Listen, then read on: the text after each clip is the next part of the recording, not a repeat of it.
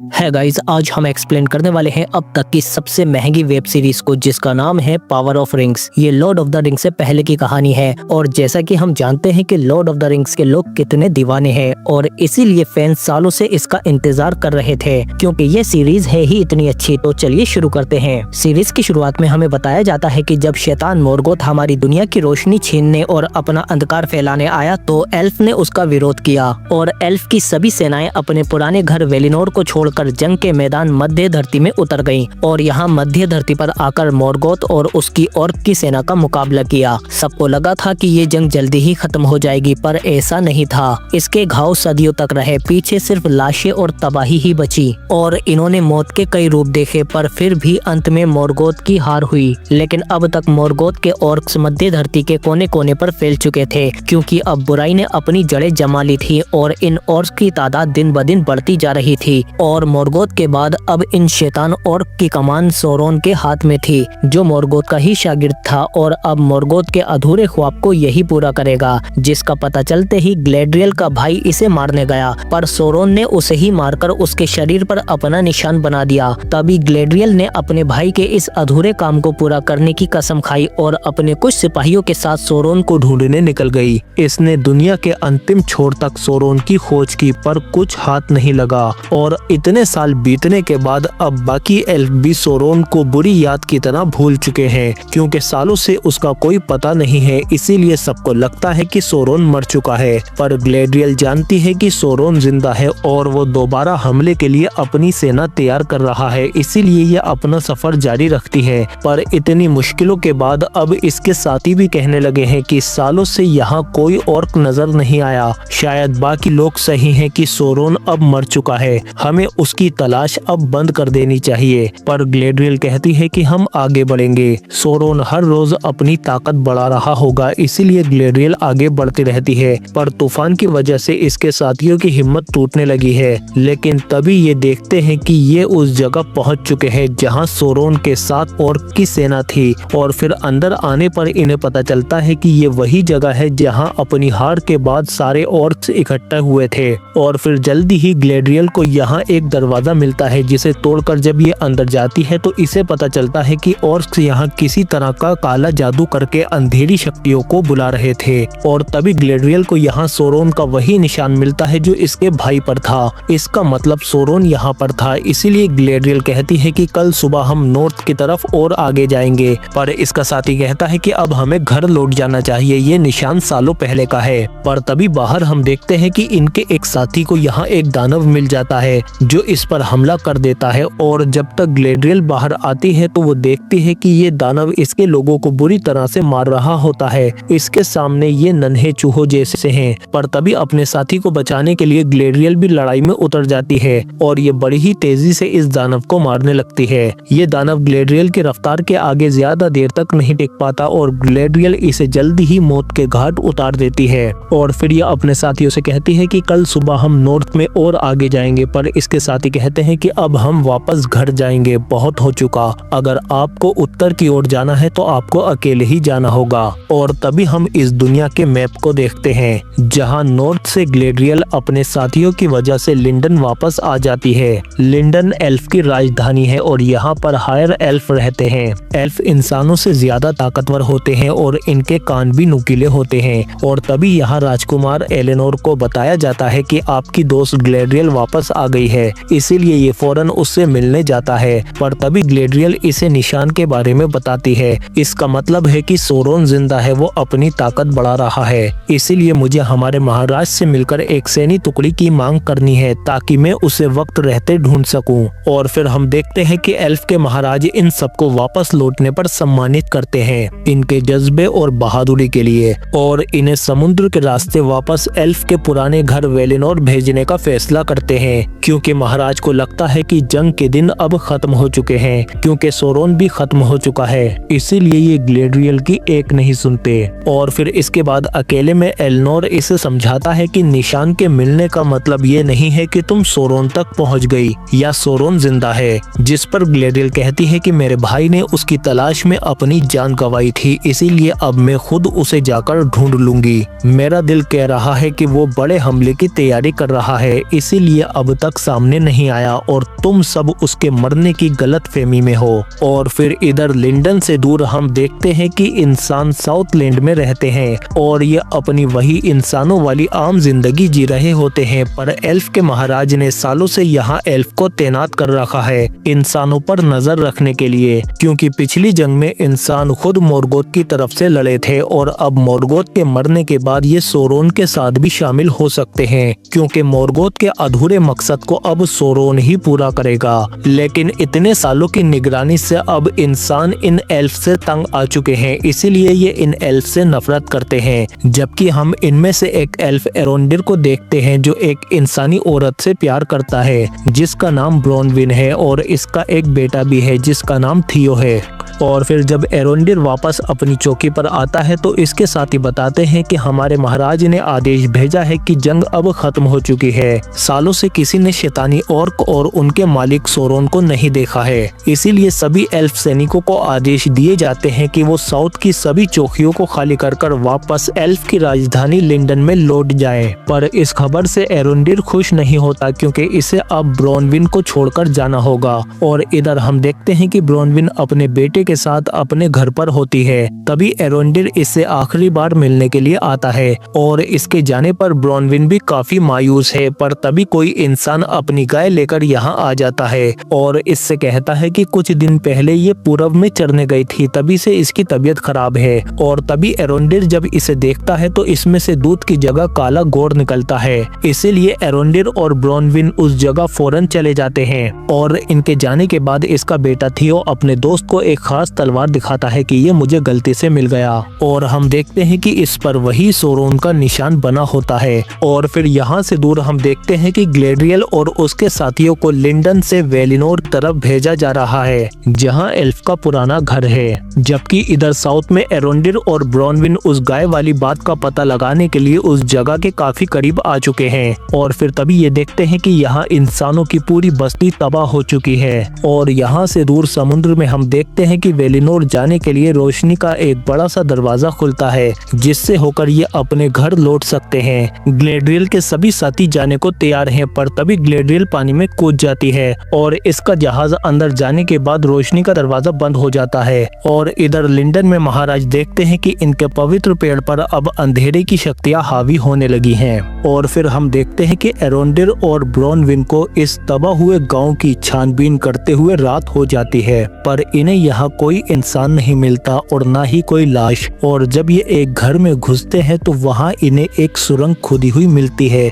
जिसे देखकर एरोंडिर ब्रोनविन से कहता है कि मुझे नीचे जाकर इस सुरंग का दूसरा छोर ढूंढना होगा, तुम जाकर बाकी सबको आगाह करो। और फिर जल्दी ही एरोंडिर इस सुरंग में कूद जाता है। और इधर हम देखते हैं कि एलनोर लिंडन से एक खास एल्फ सेलब्रिम्बर के पास आता है और फिर सेलब्रिम्बर एलनोर से कहते हैं कि हम एल्फ एक खास शक्ति की तलाश में है जो इस मध्य धरती की किस्मत बदल कर रख देगी। ये देखो एक ऐसी मीनार जिसमें दुनिया की सबसे ताकतवर भट्टी बनाई जाएगी जिसकी तपिश ड्रैगन की आग जितनी होगी। इस मीनार में बनी चीजें मध्य धरती की किस्मत को हमेशा के लिए बदल देंगी। पर इसमें दिक्कत ये है कि इसे बनाने में इतने मजदूर लगेंगे कि जिन्हें गिनना भी मुश्किल होगा और तुम्हारे महाराज इतने मजदूर नहीं दे पाएंगे, पर इसमें तुम हमारी मदद कर सकते हो। जिस पर एलनोर कहता है कि मैं समझ गया, आपको बोनों की जरूरत है जिनका काम ही है पहाड़ों को खोदकर अपने शहर बसाना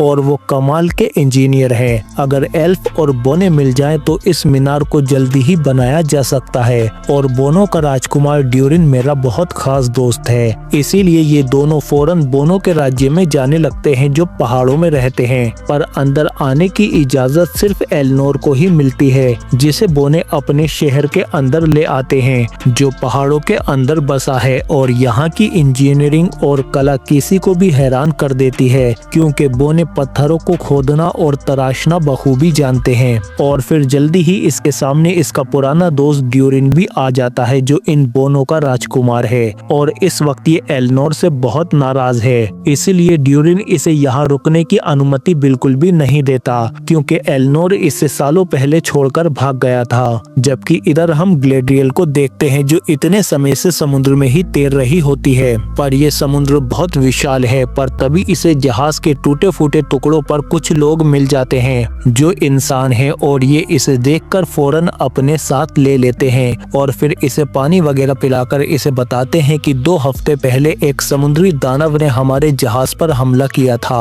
पर तभी ये देखते हैं कि सामने से वही समुद्री दानव दोबारा आ जाता है और जल्दी ही ये इनके बेड़े पर हमला कर देता है जिसमें ग्लेड्रियल पानी में गिर जाती है और ये देखती है कि ये दानव तो वाकई में बहुत बड़ा है। तभी इनमें से एक हेलब्रेंड नाम का आदमी अपने बेड़े को अलग कर लेता है और वो दानव जब दोबारा हमला करता है तो बचे हुए बेड़े को भी पूरी तरह से तबाह कर देता है और ग्लेड्रियल इससे बचने के लिए इससे दूर भागकर चली जाती है और जल्दी ही ये देखती है कि वो दानव अब यहाँ से जा चुका है। और फिर इसके बाद हेलब्रेंड अपने छोटे से बेड़े को लेकर इसके पास आ जाता है और इसे ऊपर ले लेता है और इससे कहता है कि मेरा नाम हेलब्रेंड है, जिस पर ग्लेड्रियल भी इसे अपना नाम बता देती है। और इधर वो बोना ड्यूरिन एलनोर से कहता है कि कुत्ता चांद को देखकर भौंकेगा जरूर पर वो उसे जमीन पर नहीं ला सकता, इसीलिए निकलो यहाँ से। जिस पर एलनोर कहता है ठीक है, मुझे बाहर तक छोड़ने तो आओगे ना। और फिर हम देखते हैं कि ड्यूरिन इसे बाहर छोड़ने के लिए आता है, लेकिन इसी बीच ये दोनों बातचीत करना शुरू कर देते हैं।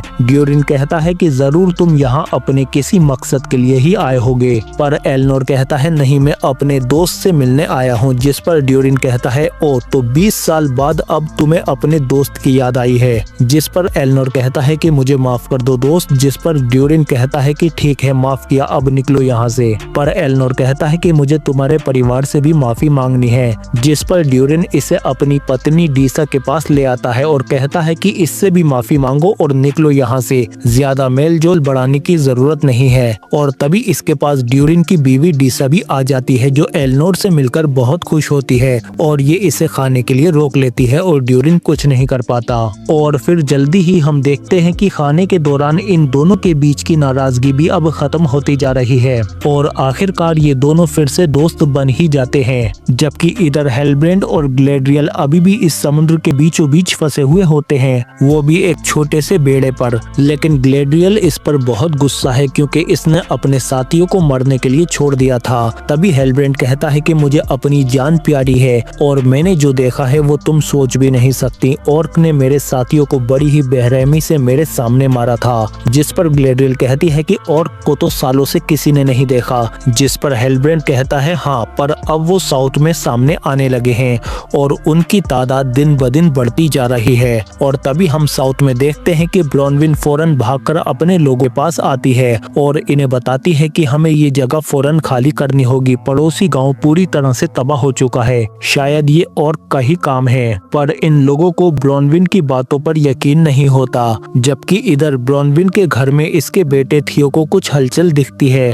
और तभी नीचे से इसे एक ऑर्क देख लेता है। जबकि इधर उसी गांव में बनी सुरंगों में एरोंडिर छानबीन कर रहा होता है। तभी इसे ऑर्क के निशान मिलते हैं और तभी एक ऑर्क भी इसे देख लेता है और इसके पीछे आने लगता है। इसीलिए ये फौरन इस सुरंग से निकलने की कोशिश करता है, पर ये सुरंग बहुत तंग है। लेकिन आखिरकार ये निकलकर पानी में आ जाता है और पानी से निकलकर सामने से आने वाले ऑर्क के लिए तैयार होता है। पर तभी पीछे से इसे कोई खींच लेता है। और इधर ब्रॉनविन जब अपने घर पर आती है तो इसे अपने घर के नीचे भी एक सुरंग मिलती है, लेकिन ये घबराहट में अपने बेटे को आवाज लगाने लगती है। तभी इसका बेटा बाहर आकर कहता है कि आवाज मत करो माँ। तभी वो ऑर्क वापस आने लगता है, इसीलिए ये अंदर छिप जाता है और ब्रॉनविन भी फौरन एक अलमारी में छिप जाती है और ये झीरी में से देखती है कि एक ऑर्क सुरंग से बाहर आ रहा है, जिसे देखकर ये बुरी तरह से डर जाते हैं और वो ऑर्क भी इन दोनों को ढूंढने लगता है। और तभी इसे ब्रॉनविन के बारे में पता चल जाता है। लेकिन तभी थियो पीछे से हमला कर देता है,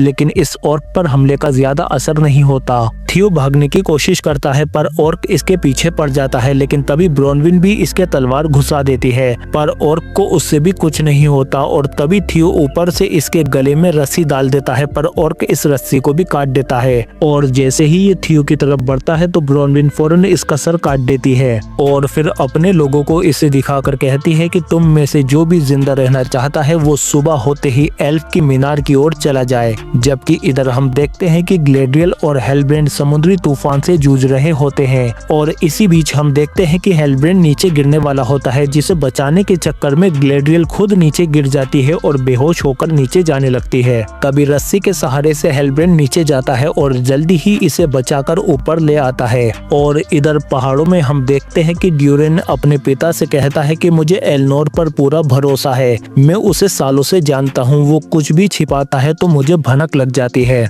जिस पर इसके पिता कहते हैं कि शायद इस बार उसे भनक लग गई है कि तुम कुछ छिपा रहे हो, क्योंकि बोनो को कुछ बहुत ही खास चीज मिली है। और फिर अगली सुबह हम देखते हैं कि थियो अपनी उसी तलवार को देख रहा होता है जो इसके खून को खींचकर काली शक्तियों से पूरी होने लगती है। पर तभी यह अपनी माँ को देखकर इसे रख लेता है और बाहर आकर अपनी माँ और बाकी लोगों के साथ एल्फ मीनार की ओर निकल जाता है। और इधर बीच समुद्र में जब ग्लेड्रियल की आंख खुलती है तो ये देखती है कि एक जहाज ने इन्हें ढूंढ लिया है। और इधर जब एरोंडिर को होश आता है तो ये देखता है कि इसे ऑर्क पकड़कर अपने साथ इनकी गुफाओं में ले आए हैं। और इन ऑर्क ने जमीनों को खोदकर बहुत लंबी लंबी सुरंगें बना रखी हैं। और इतने सालों बाद इसने इतने ज्यादा ऑर्क एक साथ देखे हैं, क्योंकि ऑर्क इतने सालों से जमीन के नीचे छिपे हुए थे, क्योंकि ऑर्क सूरज की रोशनी में नहीं आ सकते। इसीलिए ये एरोंडिर के पैर में बेड़ी डालकर इसे भी बाकी एल्फ के साथ आगे की सुरंग खोदने के लिए छोड़ देते हैं, क्योंकि सूरज की रोशनी में ये ऑर्क जल जाते हैं। और इधर जब ग्लेड्रियल को होश आता है तो वो एक जहाज पर होती है और इसके सामने हेलब्रेंड सही बैठा होता है।